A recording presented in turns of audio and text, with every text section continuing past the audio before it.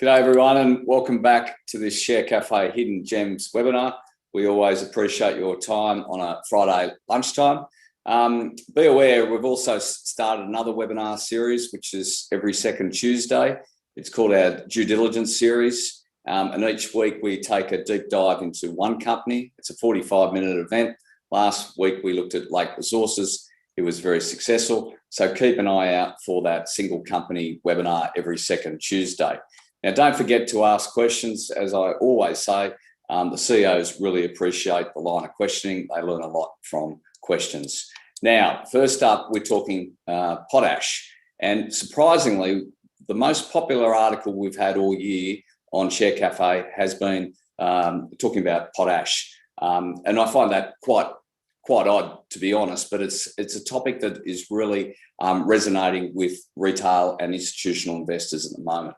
So first up, we have Kalium Lakes, ASX code KLL, market cap of 183 million, a flat return. The company is an exploration and development company focused on developing the 100% owned Biondi sulfate of potash project in Western Australia. We have with us the CEO, Rudolph van Niekerk. Rudolph's in the middle of the desert out in WA. We're hoping his internet connection stays with us. Over to you. Thanks, Rudolph. No worries. Thank you, Tim. Thank you also for having us there. There was a couple of communication interruptions as you were doing the introduction, so let's hope it all goes well. So Kalium Lakes, we're building our Biondi sulfate of potash project in the Northwest Pilbara region. If you don't mind to skip over to slide 4 of the presentation, I can do a quick overview of where we are. Next one. Yeah, that one's fine, thank you. So Biondi sulfate of potash project, we are located about 240 kilometers southeast of the mining town of Newman. Newman is about 2 hours flight just north of Perth, or if you feel like taking on the road, it's about 1,200 kilometers up the Great Northern Highway. We are in the final stages of commissioning our project that is getting ready to commence commercial production of sulfate of potash. Sulfate of potash we'll talk about as a macronutrient in fertilizer. We'll talk about that in a bit more detail in one of the following slides. But we are producing this sulfate of potash, also more commonly known as SOP, from extracting the sulfate of potash from brine resources. So we extract the brine from underground via either a shallow lake aquifer or deep paleo channel aquifer. We pump it through a series of evaporation ponds where we evaporate off fresh water content within the brine. That leaves the minerals behind. We then harvest and we put through a purification plant to remove the remainder of impurities and produce the SOP. We source this brine from underground using pump stations, so either production bores or trenches, and it's a fairly straightforward and simple process, really. Construction of our project is virtually complete, 98%. We're just doing the final stages of product commissioning, getting our plant up to chemistry concentrations, and we've spent about $280 million on the project to get it to where we are today. Our process design is quite unique. There's no one that has produced potash in Australia before, so we have had to go internationally to find the right engineers and process knowledge, and we are using a German company called EPTEC. It's a joint venture between two groups who is providing the process design and also the key process equipment. It's a small operation. We would be having 30 to 40 people on the site during steady state operations, producing at about 90 to 120,000 tonnes per annum. If you don't mind to skip over to the next slide. Just a few key numbers. I won't talk about all the tiles there, but earlier this month, we have achieved a significant milestone where we have produced, as part of commissioning, our first batch of SOP. And as I said, we are getting our plant concentrations up to the desired rate so we can very soon begin with commercial production of SOP. We've got a very long mine life, not that common for projects in Australia to have 50 years of mine life or more. So quite a long-term opportunity and investment here. Not everybody knows, most people in the industry does, that SOP is 100% imported to Australia, so we would be looking to change that. by being the first producer of SOP in Australia. Global market's about 7 million tonnes per annum of SOP. And if you look at our mine and reserves, we've got 5 million tonnes in reserve. It gives us about the 50-year mine life, but just on reserves, we have 88% of our first 30 years of the mine life is based on reserves. We touched on the capex and 98% complete. Offtake agreement, we'll talk about that in the presentation, but we have an offtake agreement in place with a company called K+S or Kalium Salts. They're based in Germany, and outside of China, they are the largest SOP producer in the world. And under this offtake agreement, they will take 100% of what we produced up to 120,000 tonnes per annum on a take or pay basis. We've got very attractive and low-cost debt funding through NAIF, Northern Australia Infrastructure Facility, and also with KfW IPEX, which is a German arm of KfW for international project export funding. Attractive NPV, 484 million, and we've got some really good SOP price forecast, in particular for the next couple of years, lying ahead. If you can go to the next slide, please. A few achievements for us. So we have been building this project for the last 2 years. We've mentioned our first SOP production earlier this month. Very excited to get into commercial production very, very soon. We've completed the project within the capital expenditure budget of $280 million. We have hit every single milestone on the project schedule since May last year. So very proud of the team. We're not a big team here, but they've certainly delivered the project very good on project and on schedule and on budget. We are also starting up at the right time, right place. In Australia, with having to import all of its potash, but at the right time because SOP prices are really good at the moment, and we'll talk about that in some of the coming slides. We touched on the long life, and we will also talk about our expansion plans to go from the 90,000 tonnes per annum production to 120. Go to the next slide, please. Worth just touching on the two key types of SOP, or most common types of SOP potash that is used in the market.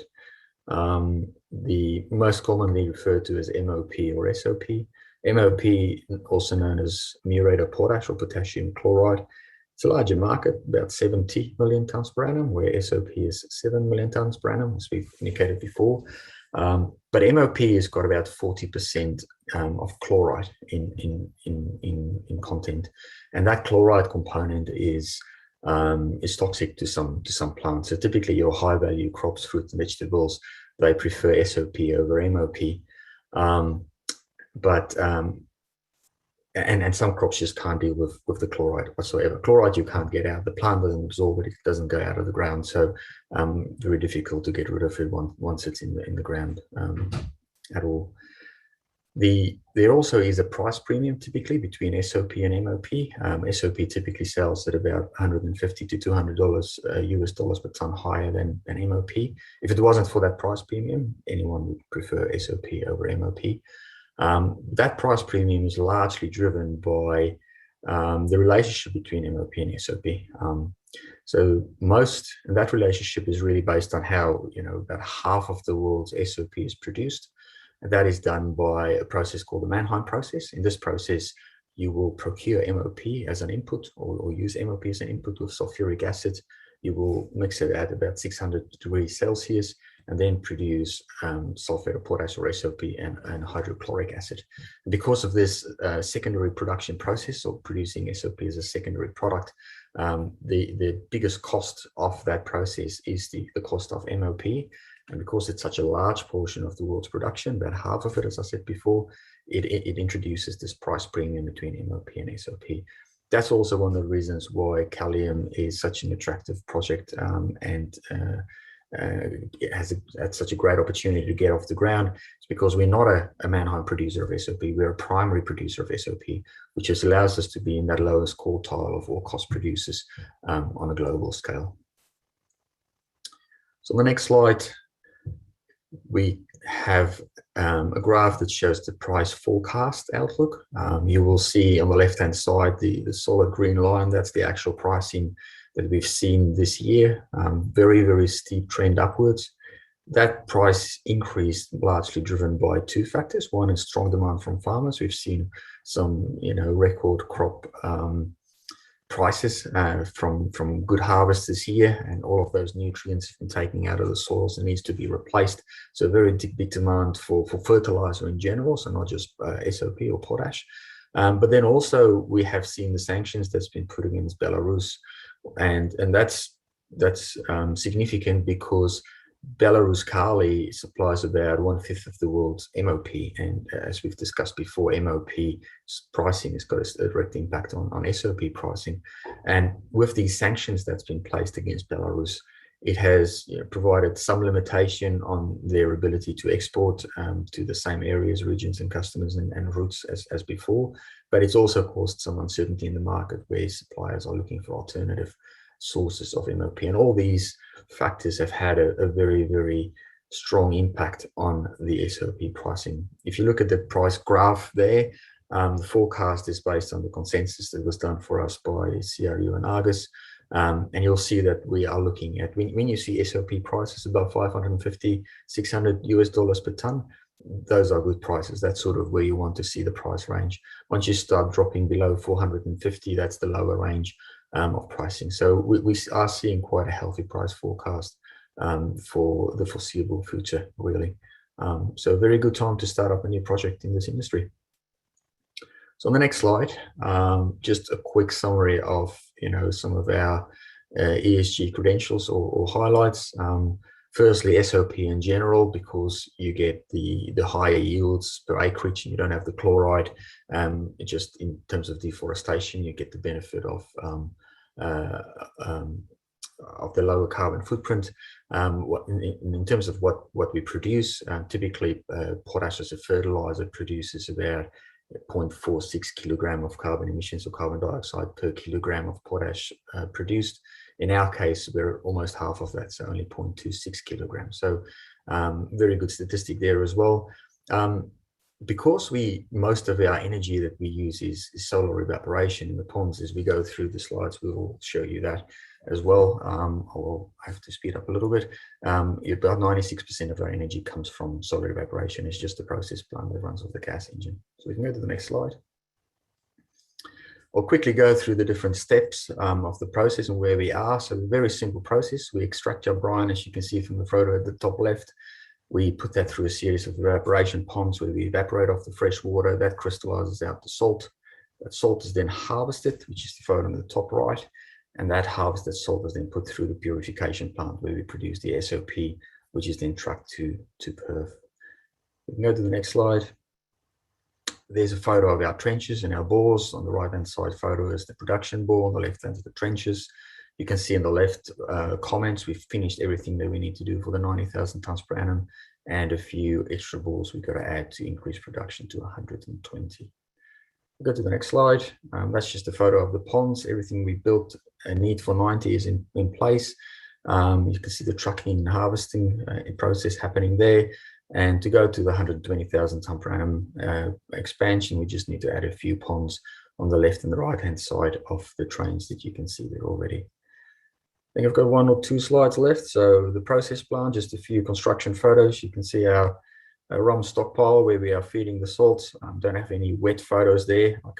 Should have added a few wet photos. You can see in the front page of the slide, but lots of salt being processed in the plant to get our chemistry levels right up at the moment. The last slide, we've got a haulage solution in place. We talked about the backloading. To commence, we'll put the product in bags on site, and we will use the empty trucks that comes past our front gate back to Perth, those trucks that service all the other mining companies in the Pilbara, to take our product back to the depot and to the shipping port facility in Fremantle.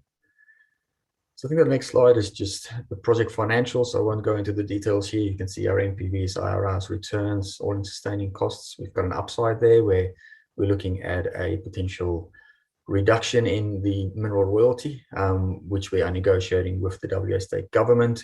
And we're also hoping to see some easing of some of the pressures we're seeing in costs as a result of COVID. Schedule, we've talked about our first production that we've achieved. We're looking to ramp up to nameplate within the next 6 months and then getting to that 120 expansion level by the end of next year. And in the meantime, we will continue with some value-adding opportunities, which we haven't got covered in too much detail in this presentation. So that's it. We are at the stage of our project we are substantially de-risked. We're getting ready for commercial production. We have commenced our expansion plans to be at 120,000 tonne per annum production level by the end of next year. We're working with world-class partners, not just on the technical level, but also with our financiers and our offtake partners. We've got a very long life mine, attractive economics, and we've got some great growth and value creation opportunities as well. So that's it. Thanks, Rudolph. Thanks, Tim. We've got lots of questions. We don't have much time, but I'd appreciate if you could probably type in some of the answers to these questions so you can answer them live. Now, BHP made a over $5 billion US dollar investment in potash in Canada. How has that changed the landscape for potash? BHP has been trying to get that project going for a very long time, and if you look at the presentation that they released on the back of that announcement to proceed, you will see that it's also on the back of some strong forecasts on pricing, and also because by 2025 you start to see that supply demand ratio is getting out of balance. So you've got a demand increase that outgrows your supply capacity. It's not likely to impact the SOP market significantly, because by the time they will get into production, you will see from their forecast they are just supplying a market demand that would be there and ready to receive the product. So it's a big project. I don't see MOP really competing with SOP in that space. And there's a question here: with the current price of SOP, are there any plans to hedge the product moving forward? Look, we are hedging as best as we can. It's not necessarily that easy to hedge the product, but we are working on trying to fix prices as best we can and lock in contracted sales with some of the larger buyers in the industry. So with our offtake agreement with K+S, we actually get the benefit of the end customer price, and we share the cost of shipping component between where we deliver CFR Australia and to the customers. So not that much of an opportunity to hedge, but certainly in the next 2 years we are looking at a pretty strong forecast for pricing. And is there any plans to have solar as your source of energy out there, given ESG requirements from the investment community these days? We are certainly looking at those opportunities, in particular for the more remote pump stations, for the bores and trenches. Looking at different options at the moment, looking at whether we put a renewable wind turbine in place with overhead lines to feed some of the bores, whether we go solar with battery power. So we haven't talked about that too much in the market, but that certainly is something we're working on in the background to see if we can add further value to the project. Great, Rudolph. That's all we have time for. It'd be greatly appreciated if you could answer some of these questions live. There's quite a few of them continuing to come through, but we're out of time. I'm sorry. No worries. All good. Thank you, Tim. Thank you. Next up, we welcome back Cirralto, ASX code CRO, market cap of around 171 million. The company is a transaction services business supplying industries with a broad range of B2B payment services, digital trading software, and integrated solutions. We welcome back Adrian Floate. Adrian, nice to see you. Thanks for your time. Thanks, Tim. Good to be here. Good morning, everyone. As my name suggests, I'm Adrian Floate. I'm the Managing Director of Cirralto, and we are the owners and developers of the Spender platform. And Spender is really a platform that connects buyers and sellers, enables them to manage flows from sale through to invoice, through to payment and lending. And I suppose what that really means for us is that we're a software company and we're a payments company and we're a lending company and or a fintech, which is difficult at times for people to get their heads around. So if you wouldn't mind transitioning the slide, Tim, that'd be great. Thank you. I guess for me personally, this has been a very long journey where we've taken the collective learnings of a really strong team, and we're bringing to market, I suppose, solutions to the common problems that exist within a business, from how they sell to how they collect money, their cash cycles, etc. But probably the thing that sets us apart is our ability to connect value chains together. So we've got a really strong offering for a retailer to connect to a consumer. And then we get really interesting when we allow that same retailer to turn around and trade with a wholesaler or a distributor. And then again, with a distributor back on into a manufacturer. And then for primary production, looking at farm inputs like fertilizer and chem and other sort of different kinds of structures. And I suppose for us, collaboration is really at the heart of what we do. And it's probably the thing that gets us up in the morning and excites us, is our ability to create new ways to share data and transactions. And those transactions often result in, amazingly enough, a payment event.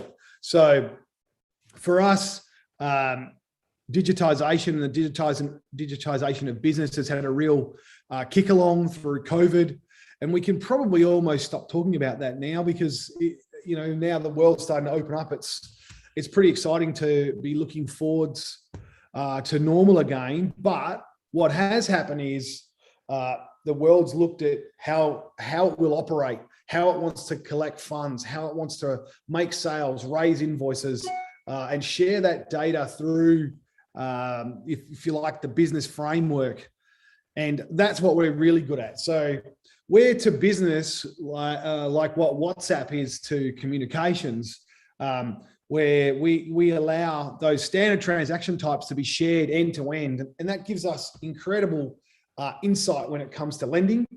And obviously we've been announcing recently new innovations around buy now, pay later. We've got a really exciting development we've been working on with cross-border buy now, pay later, which we think is enormous.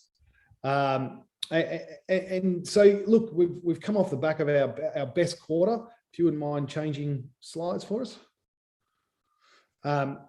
Really sort of transformative stuff for us. So if we do nothing more for the rest of this year, we'll have 100% growth plus, which is not bad. And obviously we don't plan to do nothing more for the rest of the year.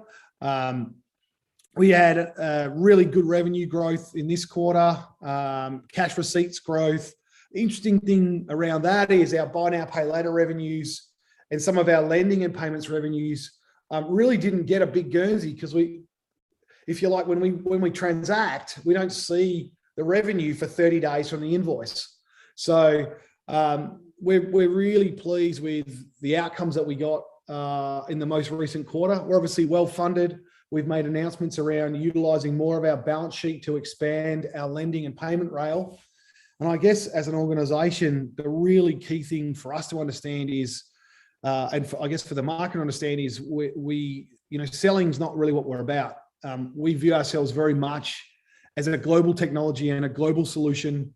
And to that end, we're really focused on how we build structures to, if you like, expand our capability and expand our services outside of Australia. So we recently announced an acquisition with Green Shoots, which, in turn with our debt warehouse works has really established us, with a footprint for where we want to go into Asia and then more broadly overseas. So I suppose the numbers we're throwing off at the moment are very much what we would see as being our walk phase of our commercial development.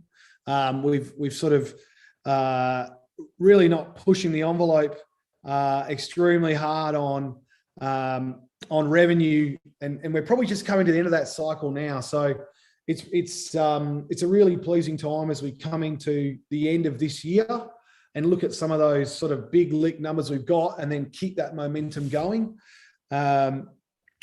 So if you wouldn't mind changing slides for me. I guess looking at it in a longer term sense, we have managed growth at about 36% quarter on quarter for the past 7 quarters. We've obviously been heavily focused on really solving 3 key problems to be that global business. So one is transaction scaling and and really release scaling more than anything else, so we can get more innovation and open up more markets faster. So the whole team's been building around, volume benchmarking and looking at, transaction per second scaling points, which we think is really exciting in terms of prospects, because when we look at the way we layer revenue, our ecosystem allows us to take, as an example, I'll use a retailer. Our retail offering, we can make really nice revenues out of bundling together point of sale, e-commerce, and payment service. But when we get really sexy and we can start putting some real sunshine between us and, say, a competitor like Square, is when we say to that business, hey, let's turn around and offer you a buy now, pay later facility. And when we do that, we can lower your payment service, but from an overall perspective, really double down on the relationship with that customer. So we start to build these incremental revenue points where payment might be worth 0.7% of flow. And so $1 million customer might be worth, say, $7,000. But when we add their lending over the top, or their buy now, pay later, or trade finance, we can add another 2% of 500. So as I say, we can double that customer. And it starts to get really easy to understand. The more you disconnect the payment coming from the customer to the wholesaler, and the better you control those flows, the more and more money you need to manage that flow between those two businesses. And I suppose to that end, we've done really well in establishing integration with the MasterCard track payment service. And that business payment service is really ideally built for multi-currency, financial services, early settlement discount. It really aligns very well to all the things that we've been developing as a core service, and gives us a great capacity to scale more effectively from, I suppose, very big enterprise customers down to small customers. So, that's been a fantastic outcome of the most recent quarter. As I said before, we've been establishing our debt warehouse facility. That's been really exciting works, and really the key for us is to build a bankable structure that takes us abroad, but allows us to, if you like, expand those domestic capabilities, which is super exciting. We're cornerstoning that with our own money, which has been, I suppose we're doing that for as long as we can. For as long as we can max out our returns using our own balance sheet, we will. But ultimately, what that debt warehouse facilitates is us to lend more, manage more flows, and I suppose we buy money wholesale and sell it retail. And we keep the bit in the middle as our revenue. The quarter's also seen a number of acquisitions that really round out capability and bolster us as a true transaction engine going forward. So as I said before, for us, it's all about shaping the way in which businesses trade. We see marketplaces and digitization of the whole sales lifecycle being at the heart of our opportunity. And we expect to continue to announce transactions in that space. And we're really excited to be completing green shoots, very, very soon, and really establish our Asian presence. We even see India as its own market. It's just a monster opportunity. It's many, many, many times bigger than the Australian marketplace, and as one person put it to me the other day, it's the IPL of e-commerce. There really is a massive opportunity to go along that digital wave in such a big economy with a fantastic team sort of at the cornerstone. So it's been an exciting quarter. It's set us up for the quarter we're having now, where we're really happy with how we've come out in October. And then, for us, it's all about putting those little key fundamentals in place to keep us growing through the back end of this year and into Q1 in 2022. Thanks, Adrian. You ready for me? Knock yourself out, mate. Hey, there's a good question here. Can you tell us the clip you take from the payments during each part of the supply chain? How many clips can you take from the business, given you are following the transaction from the kind of manufacturer to the supplier to the retailer to the customer? Can you talk through how you get paid? Yep, that's a good question. Okay. All right. So if we were to start off at the retail end and we were to do that, say $1 million of sales, we would at the gross end clip 1.5, but we'd report about 0.7. 0.7, anything from, so 0.7 is a good number to use. If we then turn around and look at lending, as per the Holler announcement, 2 would be pretty normal. So for us, but where that then gets interesting is if you blend buy now, pay later with card, you'd get 2 plus 0.7. So that single flow would be worth 3.4 on that transaction.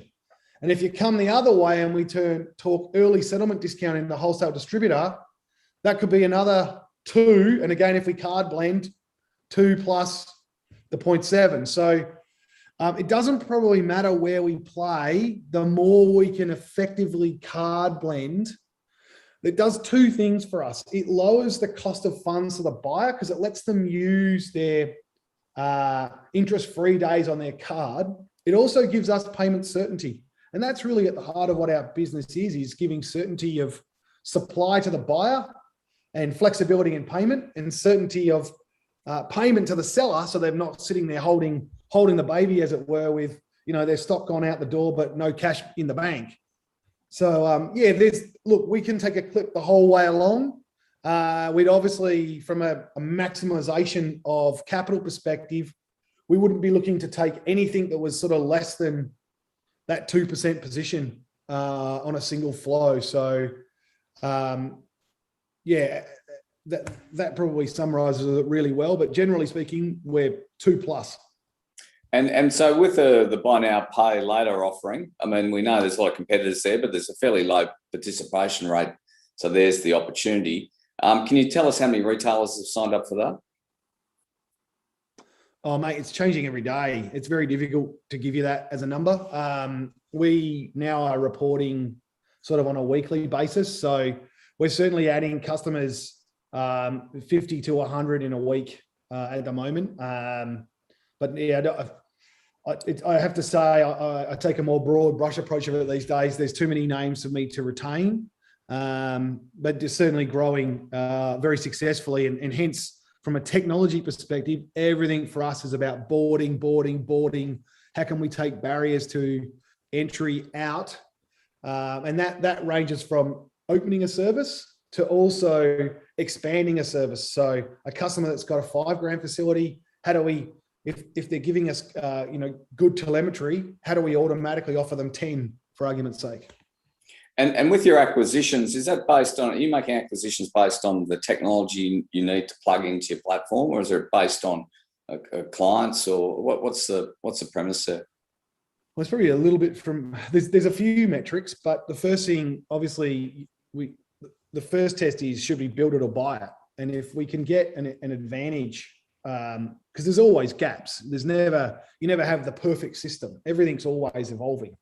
So if we can get a speed to market advantage by buying something, and we think the team's well aligned to our culture, and we think we can sweat that capability and make more money, well, that's obviously going to be pretty attractive to us.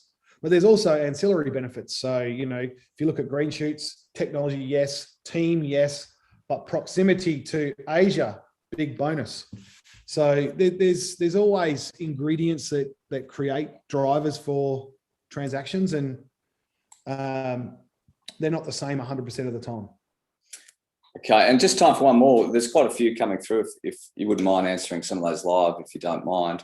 Sure. Any expectations of when you'll be cash flow positive?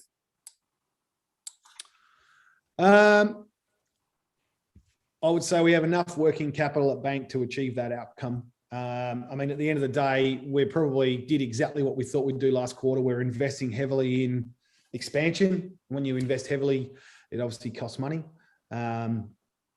As per like the mine establishment previous presentation. So it's not a million miles away. You can do the maths yourselves from a scaling perspective. The easiest way probably to get a range for it would be to have a look at how many facilities we might issue or payment flows we might issue using, say, 5 or 10 grand as a number. And that 2% metric, you start to see, it's not a lot of customers to kind of get to the end game. and it becomes fairly easy to accelerate if we eliminate some of that friction in terms of boarding, which is 100% about our focus right now. Right, Adrian, that's all we have time for. Have a nice weekend. There's a couple of questions there. If you could answer online, it'd be appreciated. Thank you. No worries. Thanks very much. Cheers. Next up, we have Houston. We have ASX code HWH, market cap of around $60 million, 1 year return of up 216%. We have with us Andrew Grover, who's the executive chairman. Now, the company uses proprietary software, data, technology, and mathematics to help humans make better decisions, especially when most at risk. Andrew will provide an overview of the company's recently acquired business. I'll let you pronounce that. A company aiming to reinvent cardiac diagnostics using advanced AI. Andrew, over to you. Thank you. Excellent. Thank you, Tim. So yes, Echo IQ is a fully owned subsidiary of Houston we have. So that's ticker HWH on the ASX. So what is Echo IQ? In simple terms, that we're using the power of artificial intelligence and big data to reinvent cardiac diagnosis. It's basically as simple as that. Can we move through the third slide, please? Excellent. Who is Echo IQ? So we're a company with a single vision to use big data and AI to help cardio diagnostics. We're acquired in June 2024 by ASX listed HWH, and basically we acquired a proprietary database and AI algorithms, which we're now building on top of. We have about 387 million shares on issue, market cap of about $62 million, $3.2 million in the bank with another $1.5 million in options coming in over the next couple of months. And our top 20 owns 52% of the company, so we're quite tightly held. And we've got a good, solid backing from our major shareholders. Next slide, please. So we're November the 29th at the AGM, we are rebranding from Houston. We have to Echo IQ. Our ticker will change to EIQ, and that's based on the commercialization of Echo IQ and where we want to go as a business going forward. We see it as an awesome opportunity to build a global brand and a global solution in cardio diagnostics. Next slide. So what does Echo IQ do and what are we focused on? Cardiovascular disease kills 3 in 10 people globally, so that's 30% of the population. We're developing applications that use which use current infrastructure. So we're not trying to change the way things are done. We're using standard processes now, and we're adding to and making it easier for people to clinicians to diagnose what's happening. So the way it works is quite simple. You'll see the picture in the top right-hand corner. You'll see an echocardio machine. It's basically an ultrasound machine. And what that does is it takes measurements of different parts of the heart and also takes images of the heart as well. The first disease that we are targeting is aortic stenosis. Aortic stenosis is heart valve disease. So what happens with aortic stenosis is what the main valve which goes into the heart goes from an average of 3 centimetres down to an average of 1 centimetre. And what happens there is that the heart starts to work a lot harder and the patient ends up having a heart attack. Now, in today's world, they're able to fix that problem a lot easier than what they were able to previously. Previously, you'd need to use open heart surgery to fix the problem. Now, you can go through the groin, put a new valve in the heart, and you can go in on a Monday or a Tuesday, and by Thursday or Friday, you're actually feeling a lot better. You're at home and the problem's fixed. Next slide, please. So the main issue has been around actually diagnosing the problem. And what's happened previously is that there's a lot of patients are missed. So they're saying that there's about 30% of people within guidelines are not diagnosed. And this is happening because doctors and clinicians are rushed. They're not able to spend the time and the effort that they need to work out exactly what's wrong with a lot of their patients. So we're saying that with our AI and with our machine learning that we can help them diagnose and find a lot more patients a lot more effectively and a lot more quickly. And the way we're doing that is we have access to the world's largest database of echocardiograms. So NEDA is a company which was set up about 8 years ago, the National Echo Database of Australia, and that has about 2 million echocardiograms with about 200 million data points. And what we're doing is we're using AI algorithms to be able to write an algorithm which helps diagnose different heart diseases, and aortic stenosis is one of those, more accurately than what you're able to, what are the humans actually able to do. Next slide, please. So the Echo IQ database, which we have access to through NETA, we've got a 17-year exclusive access to that. And what that allows us to do is access the data through the echocardiograms of about 1 million Australians. So it's 1 million Australians, 1.8 million echoes, and we're able to use that data to write our algorithm. We've just signed up a second agreement to access NETA 3, and what that's allowing us to do is have a look at additional health records of those 1 million patients to once again help find structural heart disease and heart failure. Next slide, please. So basically, how does Echo IQ work? So we have a machine learning and AI algorithm which we run across the data points of the echocardiograms to help find more patients. So currently, we believe that within guidelines, we can increase the amount of people that are found with these heart issues by 50%. And outside guidelines, we think we can increase that by an additional 50% on top of that. Next slide. So typically when you're looking at clinical studies, and we've actually just signed up an agreement with Edwards Lifescience, which is a $75 billion NASDAQ listed company. Now they're the largest supplier globally of heart valves. Now their current turnover for heart valves is about $4 billion a year, and 3.8 of that is in valves for aortic stenosis. Now, their internal figures are that they leave about 80% of people untreated. So in other words, clinicians globally are finding about 20% of the patients that are actually able to be treated. The other 80% are being missed.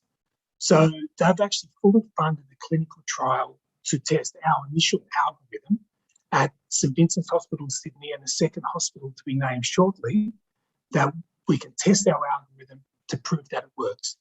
Now, we're not a standard medtech company. With a typical medtech company, you're out there, you're recruiting patients, you're looking for people who are prepared to take pills and tablets and all those sort of things.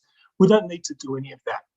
Because we're an algorithm which runs across existing data, we're able to look backwards and we're able to look on existing data which is in the marketplace. So, for example, with our clinical trial with St Vincent Sydney, we're looking at approximately 20,000 patients. We're going over their records for the last 4 years, and we'll run our algorithm across it, and we will find the patients who have been missed. They'll then come back in, get looked at by the clinicians and the doctors, and then based on that, we'll be able to prove that our algorithm works and it does the job that we say it does.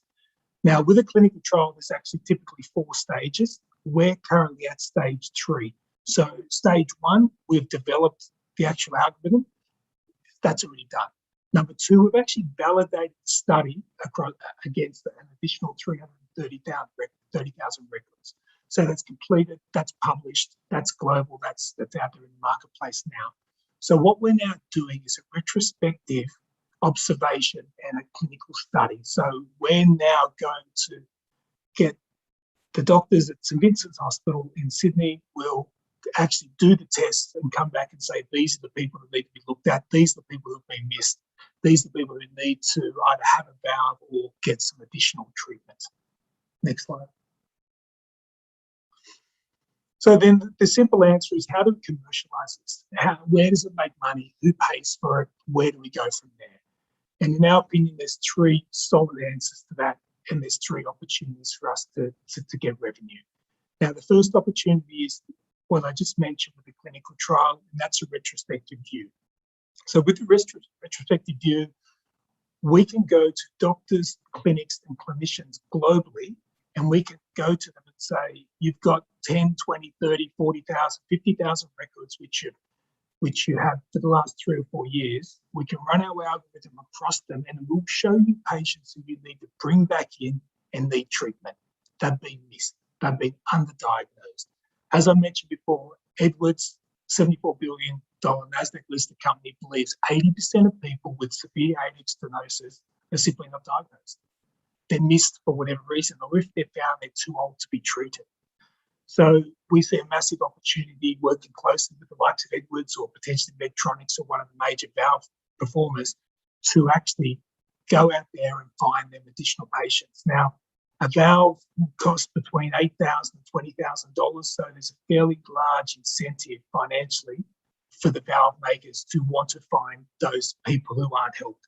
There's also a lot of pressure on the hospital system, where somebody who hasn't had a new valve placed then has a lot more hospitalizations and a lot more cost based on the hospital system because they're not healthy. Where if they had a new valve, they would be a lot more healthy. The second opportunity is, and we've announced another agreement with this as well, is actually in the workflow, so integrating with the actual reports that the cardiologists see.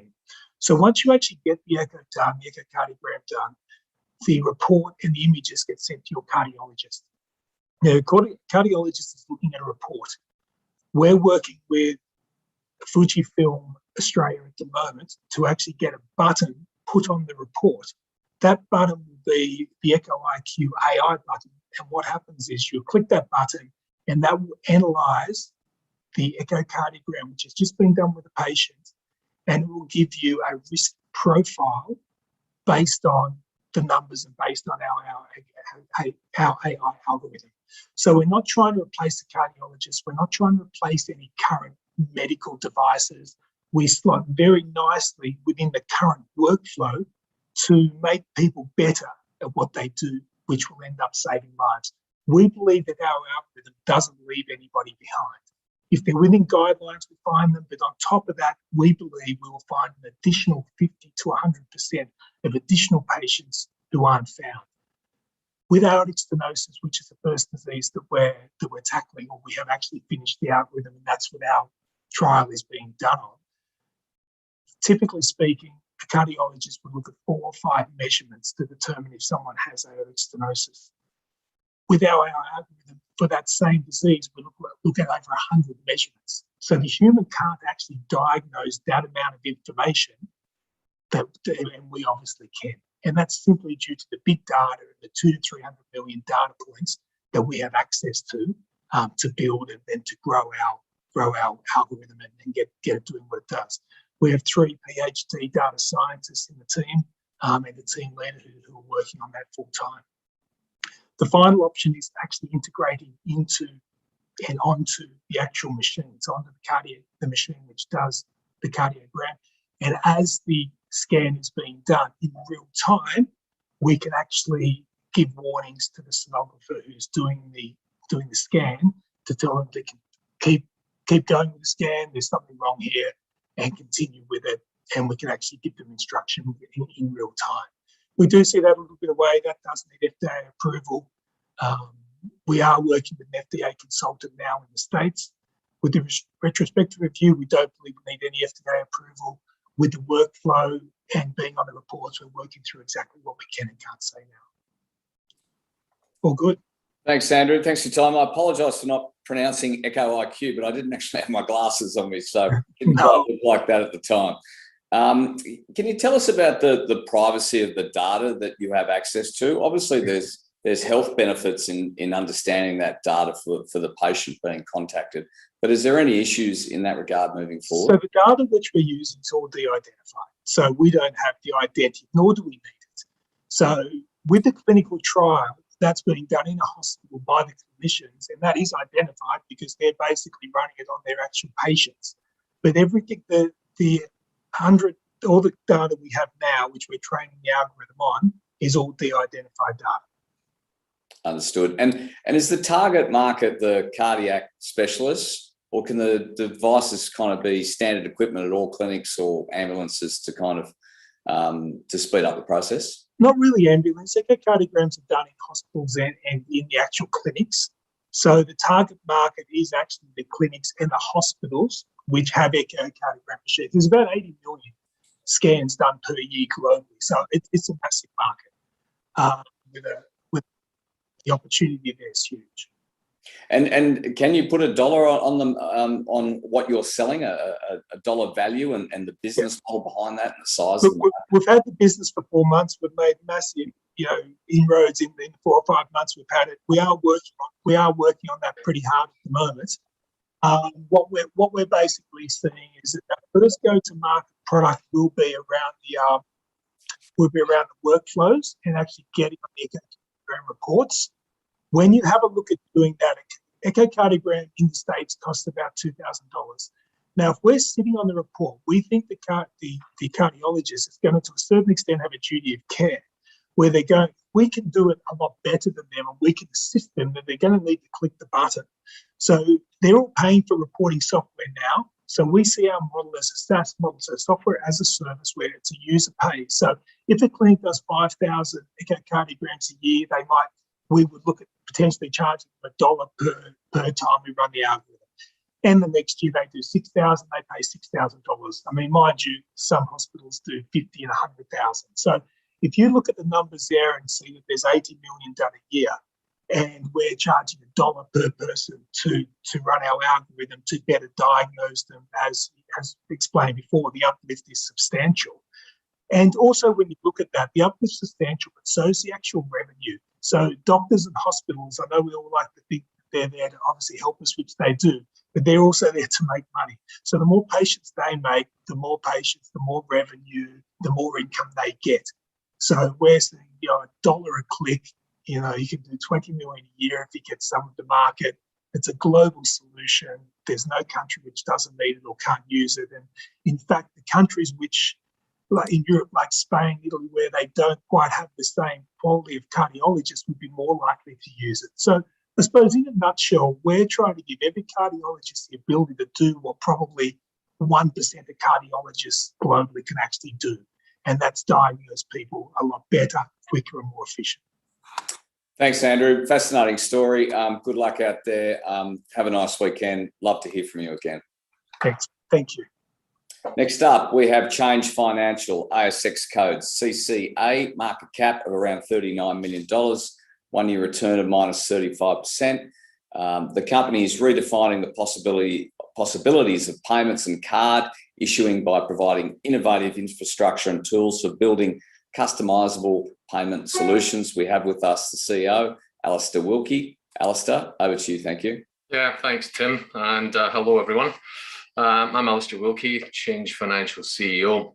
I thought I'd just provide a little context before we go into the presentation that Change was actually founded in 2015 as an Australian company. We listed on the ASX in 2016, but importantly, we operated in the USA and exclusively until 2020. It was at that point that we actually made a strategic acquisition as part of our global growth plans. So it's been a challenging year and rewarding too. And what I'll do is I'll just share a bit of corporate overview, give you a bit of brief outline of our product services, and then some insights to our financial metrics and commercial plans. So you could just shift to the first slide. Thanks, Tim. The next one, yep. Okay, so Change Financial is really a payment solution and service provider. And of course, as a global business, we continually monitor the market and assess the key drivers that are affecting our market. And banks and fintechs are really the main customers that we have in our operations. And they themselves have been driving a lot of technology modernization, like moving to cloud and SaaS, software as a service type model to effectively reduce their costs and also start to uplift their increased customer engagement through bringing new clients on board. And look, from a consumer point of view, which is also important to us, even though we're a B2B business, the preferences they've really been driving is around seamless digital and mobile payments. And the fundamental shift that we've really looked at in the last year or so has been to simplify that payments experience for both our clients and for their customers too. So just move on to the next slide. Thanks, Tim. So at the heart of our business is really two core solutions. So we are fundamentally, as a payments as a service and payments testing solutions are the two core products. And these really fit within what we call the banking as a service ecosystem. So we're a component part of the overall banking service that's provided to consumers. And we actually have two main solutions. The Vertexon is the integration of our US payments processing platform, and also what we've acquired in the last year from a local acquisition that we made in Australia and New Zealand. And fundamentally, that solution provides payments through virtual, physical, virtual cards, prepaid debit and credit. And along with that, all the necessary digital wallets and Apple Pays to give that good consumer experience. But at the core of our business in this particular software solution is actually transaction processing. I'll go on a little bit later on to talk about payments testing. It's a really important product to us, but suffice it to say that our payments testing solutions become a bit of a de facto standard in the market. We have over 120 blue chip banks, fintechs, and schemes across the globe that actually use this product. And I'll give some insights on that shortly. So we just move to the next slide, Tim. Thanks. So we've really positioned our business to capitalize on all the growth that we've experienced over the last couple of years. And we have a large and growing client base. So we have staff in 5 countries, managing 136 clients who actually have an average tenure of about 8 years with the business overall. And notably, we've added 10 new clients across 9 countries in this past year with our testing solution. So we've really leveraged our technology to provide scalable solutions and to our clients, and there are over 16 million cards that are actually processed through our platforms worldwide, and it can be offered in 99 currencies. And as you can see there, we do actually operate with and are compatible with all the major schemes, including MasterCard, Visa, and so on. And then next slide, thanks, Tim. So just taking a little snapshot of the product. So I've talked about the top layer, which is about what the physical, big digital, and cards are all about, but we are a service provider too. And the thing that we want to focus on is with our Vertexon platform is that I say it's a mixture and a combination of our US platform along with our acquisition of a global management card system in Australia and New Zealand. So we really continue to support all our on-premises customers, of course, who are mainly large banks, and we have actually transitioned our platforms into a functionally rich SaaS, a software as a service solution focused on the card issuing. So we offer loyalty programs, integration, connection to reward gateways. And as one of the previous speakers talked about buy now, pay later, well, this is some functionality that we've actually had in our platforms for a number of years, and I'll give you a little case study on that later. But what we really provide here is that we can provide the banks and the fintechs with the opportunity to deliver that buy now, pay later experience to their clients through their existing card schemes. So that kind of avoids them having to go out and set it up with Zip or Klarna or any of the large players. Program management services have become a really important part of what we offer to market. A lot of the sort of smaller banks and fintechs don't really want to run card programs themselves. They're a brand and they want to put their brand and their app out there.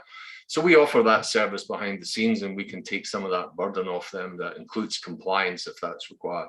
But it's really about our clients deciding what parts of the customer experience do they want to manage, and we can manage the rest for them. And as I mentioned earlier, we do continue to offer our on-premises software solutions to link into their banks, but primarily we're moving towards that SaaS model now. So next slide, thanks, Tim. So we just take a couple of use cases to maybe help illustrate what we do. Well, ME Bank is actually one of our larger clients. They actually have over 450,000 cards that are actually in operation in the business. They're a very advanced company relative to what they do in the market. They've been with us for 9 years, and I'd say they're probably one of the leading edge innovative digital technologies that they actually provide to their clients. They have 2 products. One's a buck card, which is a debit, and the other is a franc card, which is a credit card. And the really important thing about what they do is that they actually have a great onboarding experience. So when somebody phones up and actually asks if they can have a card and they go through the various KYC, they can, once they're approved, actually have a card up and running within 5 minutes. And that instant issuance into multiple digital wallets is really critical for them. And you can see that they do also offer all the main pay options like Apple, Google, Samsung. It's a really slick interface. And it's highly desirable to our existing clients, many of who want to deliver that same experience to their cardholders. And one of our major large clients is BDO Unibank in the Philippines. They're the largest bank. They have about 2.5 million cardholders running on our platform.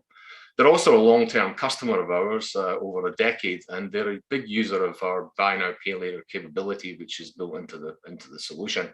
We have two products. One is Install Pay, which is a dedicated buy now, pay later card where every single transaction, coffees, movies, so on, goes onto that card, and that can be split out into installments.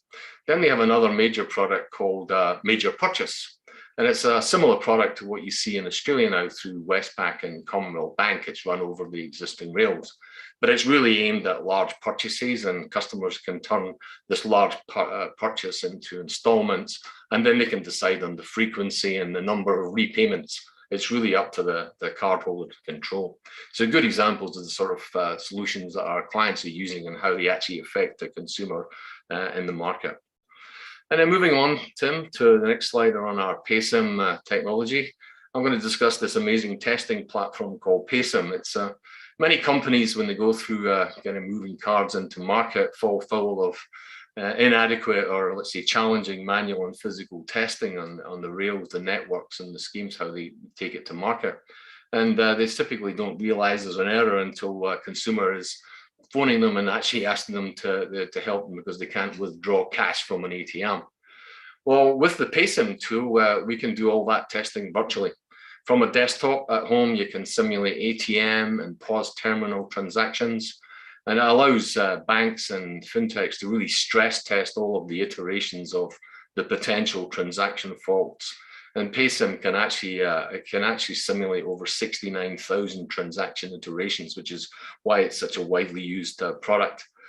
And so for managing a card program updates or launching new payment solutions, the banks and the fintechs can reduce their time to market and also allow their teams to work remotely, which, as you can imagine, during a pandemic has been really important to them. But to give you a real example of where this is used, if you actually want to join the FPOS network here in Australia, you are actually required to use our PaySim solution to test, to certify, and then pass those results on to FPOS before they'll actually allow you onto their network. And so all the banks and fintechs who operate currently on the FPOS network are actually our clients currently. So I'll just give you a quick insight into the financial and commercials of our business. You're excited, Sam? So from a revenue point of view, I'm really looking at FY21 here. We're pro forma because of our acquisition was $8.5 million US, around 10 million Aussie. And that includes an annual recurring revenue from our license and support of 4.5 million from our existing client base. And from a product perspective, you can see the split there of 60% on Vertexo and 35% on our PaySim technology. And we have some other products, but we don't really promote them in the market other than through partnerships. And from a regional point of view, then Southeast Asia and Oceania have contributed over 70% of our revenues in FY21. And our other two focused regions in the US and Latin America are gaining momentum now as we're going through the strong and focused growth plans for this year. And we've just listed our top 10 clients there, and that contributes over 63% of our revenue and income. But that will start to mold as we move forward and start to bring on board new clients. And of course, all of the further financial information for those that want to have a look at it is available either through our website or on the ASX. But I want to just talk a little about our sort of go-to-market and strategy. We've come through a foundational and transformative year. And one of the things we did during that last year as we integrated the companies was really take a long, hard, strong look at the market on a global basis now. So we did actually work with Deloitte's global payments practice, and we completed an immersive session to develop a global go-to-market strategy that really looked at how we identify the drivers and impacts that are creating all that significant momentum in the payments industry that's causing this disruption. We got them to look at and examine what our capabilities were and what our global market opportunities were. And in addition to that, we had them validate our product roadmaps for both Vertexo and PaySim. And then, of course, we need to know what the competition was doing. So we asked them to do some work on insights for that particular plan going forward in terms of who is our competitors and how do we compete with them.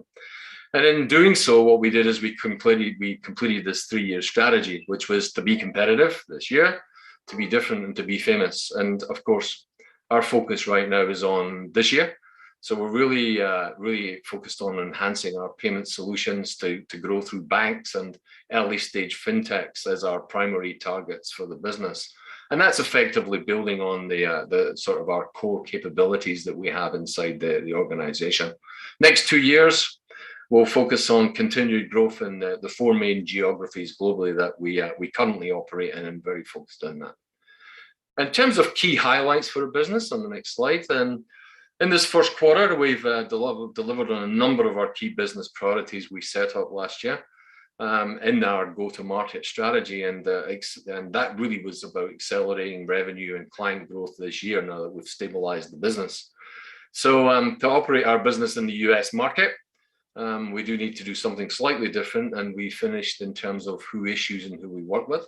So we recently concluded a contract with Axiom Bank in Florida, who's going to be one of our major partners in the US to help us deliver new business into that region. And on top of that, we also secured one of our first new fintech clients in the US shortly after that. But one of the main things we did, as I indicated earlier, was really to combine our platforms, and we completed some great major milestones in that integration. And not only did we integrate all the platforms in record time, we did it on budget and in time, but we also we brought that up to a stage where we've now launched that into to a cloud environment here in Australia, and we're capable of actually taking that into any other regions within a matter of days and lifting that up.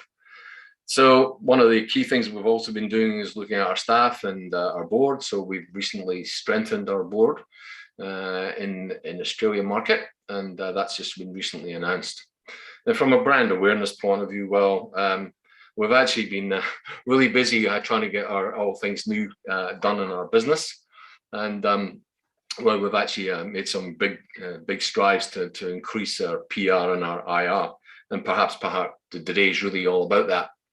And just looking at some of the sort of last quarter, how it's all come out for us. Well, we did actually recruit 4 business development managers over the last 8 months and put them in positions around the globe to really address that focus on the client sales and revenue growth.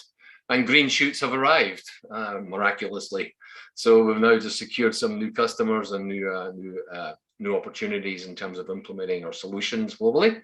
And as you'll see from there, we did quite regularly report on our growth in terms of pipeline growth, and you can see that we've had a substantial 273% growth in our pipeline, which is very healthy, and we're looking forward to a really great year. And we've done a number of things around implementing, technology to ensure that we can manage our pipeline and watch that growth go. So from a partnership perspective, just to complete on that, then we do have over 13 partners in our business, and we're just going through a renewal and looking at all that, how we get some more indirect channels to market.